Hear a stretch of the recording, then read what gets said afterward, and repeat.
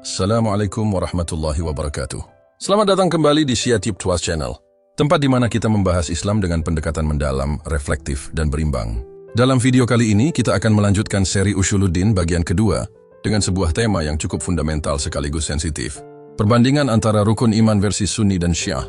Yang akan kita telusuri bersama adalah apa saja titik persamaan dan perbedaannya, dari mana asal-usul penyusunan struktur keimanan masing-masing mazhab, dan yang terpenting, apakah perbedaan itu cukup untuk memisahkan dua kelompok besar umat Islam dalam hal akidah? Pembahasan ini tidak dimaksudkan untuk menghakimi, tetapi justru untuk memperluas wawasan, membuka dialog, dan membangun pemahaman lintas mazhab. Jika kamu tertarik menggali akidah Islam dari berbagai perspektif, pastikan tonton video ini sampai akhir.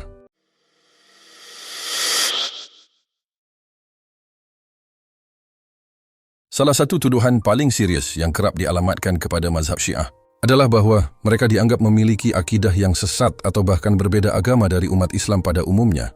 Tuduhan ini seringkali bermula dari perbedaan struktur rukun iman yang diyakini oleh masing-masing mazhab.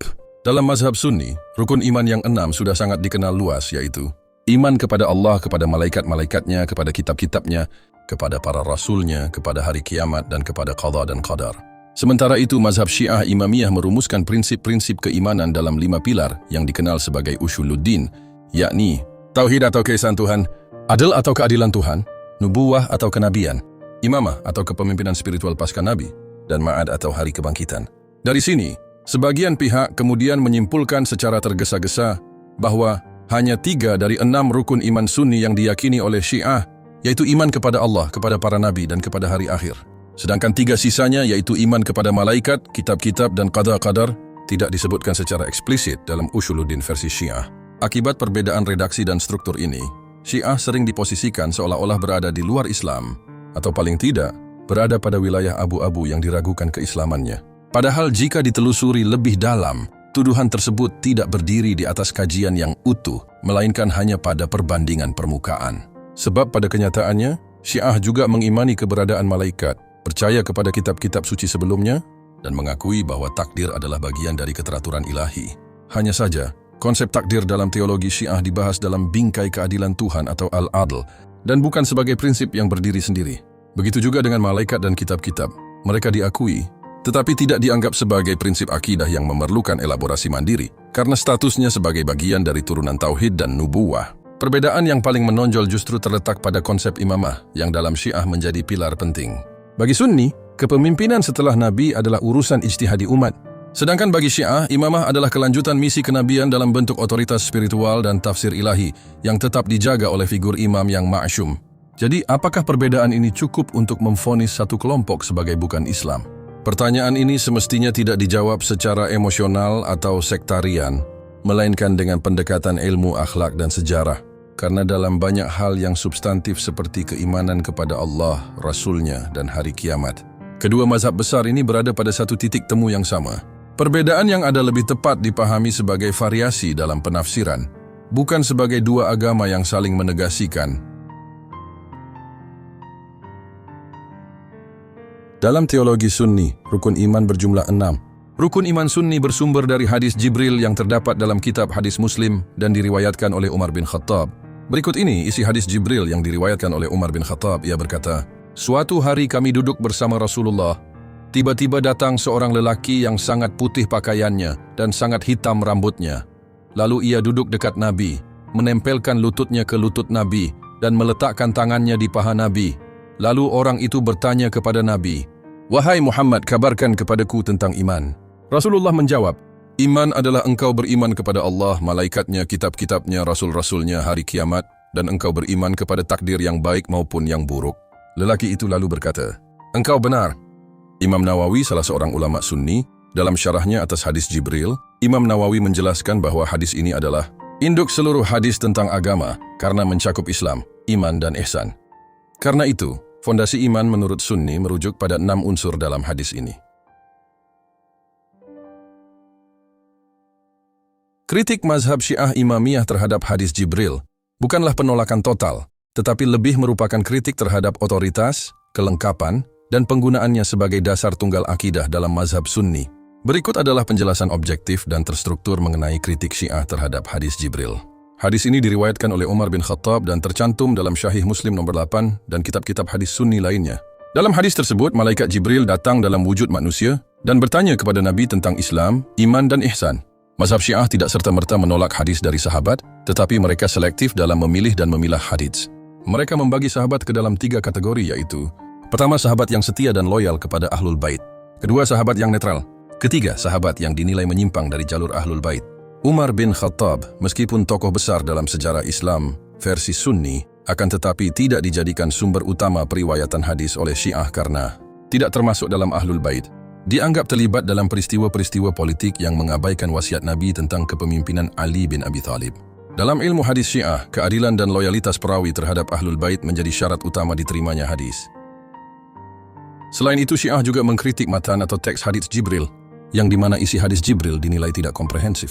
Meskipun tidak bertentangan secara langsung, teks hadis Jibril tidak menyebutkan 2 prinsip penting akidah Syiah, yaitu imamah atau kepemimpinan spiritual yang ditunjuk Allah sebagai penjaga risalah Nabi, dan al-adl atau keadilan Tuhan yang menjadi landasan dalam menafsirkan takdir dan tanggung jawab moral.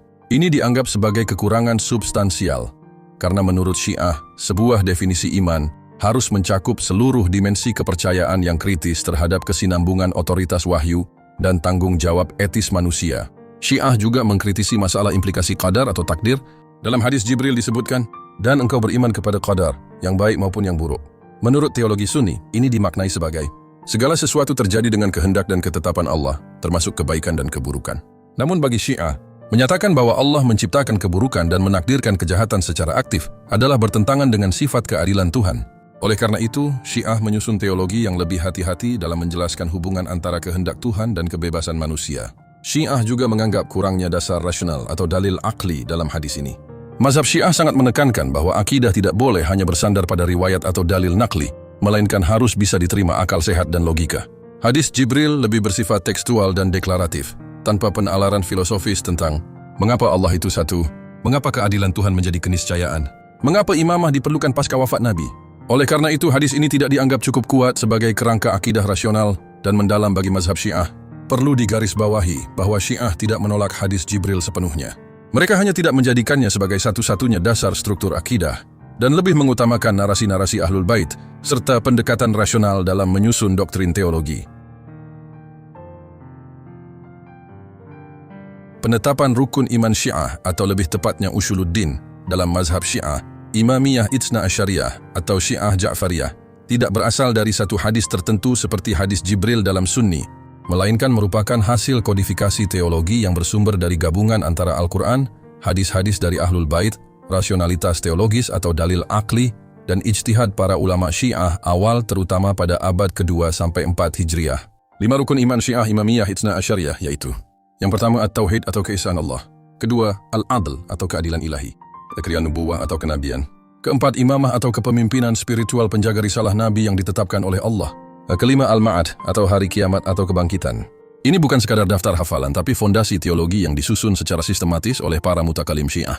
Berikut ini sumber penetapan Usuluddin atau rukun iman dalam Syiah.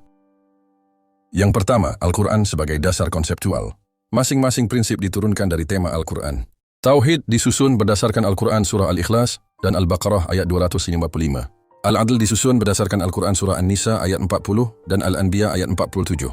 Nubuwah disusun berdasarkan Al-Quran surah Al-An'am ayat 48 dan Al-Baqarah ayat 213.